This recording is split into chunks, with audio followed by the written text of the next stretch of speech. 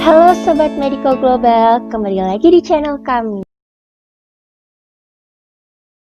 Soal nomor 3 yang ditanya adalah temuan klinis dan terapi yang sesuai. Kalau temuan klinis berarti antara diagnosa atau diagnosa topisnya. Nah, terapi yang sesuai, ini terapinya jawabannya sama semua sih. Nah, kita lihat temuan klinis. Di sini temuan klinisnya mata kanan tidak dapat menutup, dahi kanan tidak dapat dikerutkan. Rasa baal dan kesemutan pada wajah sebelah kanan disangkal. Pasien sebelumnya mengeluhkan demam hilang timbul dalam 3 hari terakhir. Simpelnya, kalau wajah bagian atas sama wajah bagian bawah lumpuh, itu lesinya punya LMN atau yang di sini perifer. Ini kan dahi kanan tidak dapat dikerutkan, mata kanan tidak dapat menutup. Kemudian jadi kalau wajah bagian atasnya udah kena, itu lesinya LMN, pokoknya perifer. Jadi di sini diagnosanya parese nervus 7 dextraperifer. Pengobatannya itu prednison 1 mg per kgbb. Ini 6 hari terus di tap off ya pengobatannya.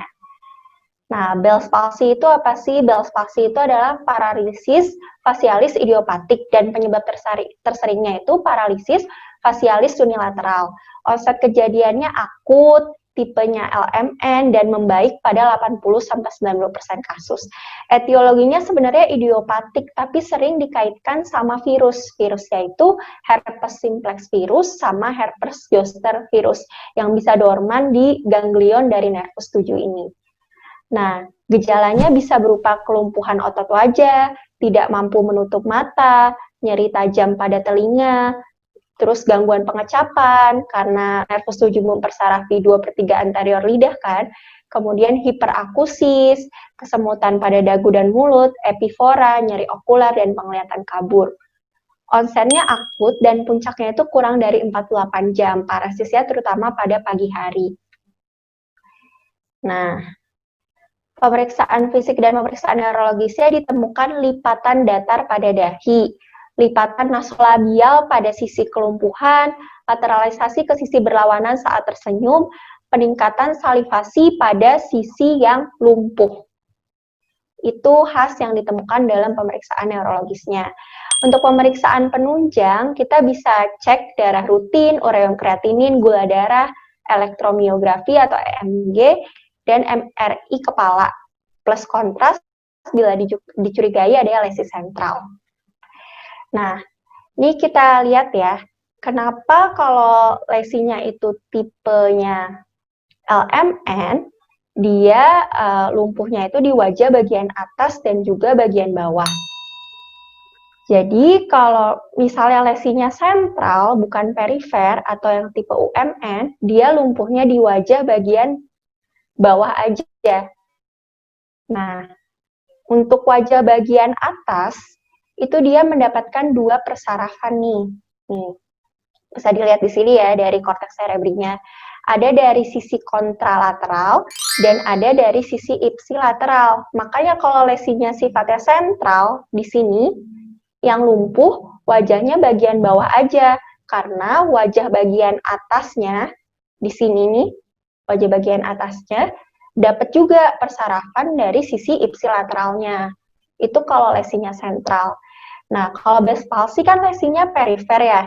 Di sini nih lesinya. Di sini ada serabut dari kontralateral, ada dari ipsilateral. Jadi kalau kenanya di sini, lumpuh deh semuanya. Wajah bagian atas sama wajah bagian bawahnya. Untuk manifestasi klinisnya gejalanya nggak harus ada semua ya, karena itu tergantung jarasnya kenanya di mana.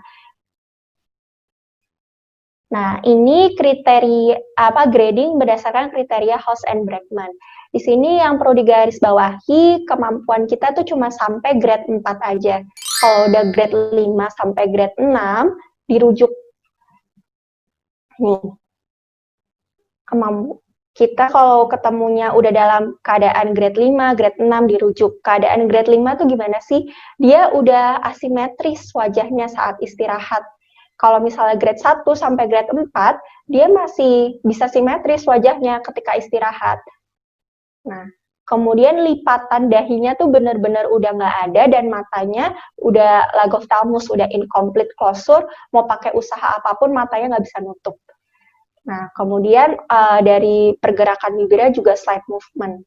Kalau 6 udah pasti total paralysis ya, tidak ada pergerakan. Kalau udah grade 5, grade 6 rujuk. Nah, grade 1 sampai grade 4 bisa ditata laksana kortikosteroid. Ini dosisnya prednison 1 mg per kgbb atau 60 mg per hari selama 6 hari. Nah, di time off kalau udah 6 hari, selama 10 hari. Kalau kita curiga dibarengi sama herpes simplex atau varicella zoster, herpes simplex dosisnya yang 5 kali 400, varicella zoster yang 5 kali 800. Kemudian bisa disuruh facial exercise. Facial exercise ini pasiennya disuruh lihat ke cermin buat menggerakkan otot-otot wajahnya. Dievaluasi 2 minggu dan 4 minggu, kemudian bisa dilakukan pemeriksaan fusi lanjutan. Kalau tidak ada perbaikan atau terjadi kekambuhan, bahkan sampai komplikasi, dirujuk.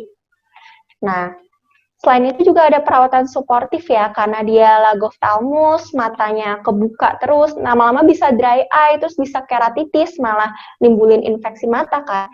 Jadi dikasih lubrikasi atau pas mau tidur itu matanya ditutup pakai plester, biar dia nggak dry eye, terus keratitis sampai ulkus gitu.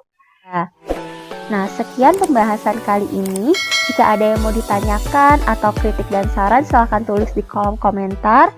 Jangan lupa like, comment, and subscribe. Terima kasih.